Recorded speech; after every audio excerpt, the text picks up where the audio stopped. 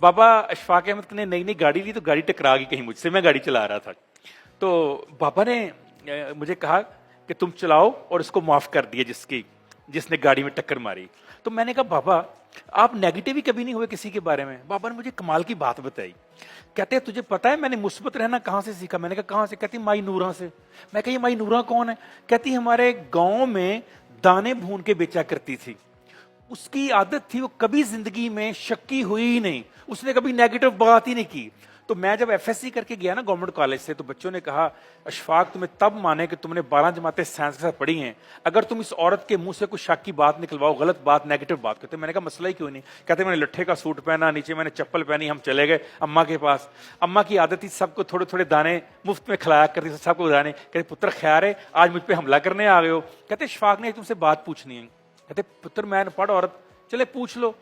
اب اشفاق صاحب نے بڑی عقل لڑا کے ایک سوال پوچھا، کہتے ہیں مما نورا شیطان کے بارے میں تمہارا کیا خیال ہے؟ اب اشفاق صاحب کہتے ہیں میں نے سوچا کہ شیطان کو تو اللہ نے بھی ابلیس کہا، مردود کہا، اس کی کیا تعریف کر سکتا ہے کوئی؟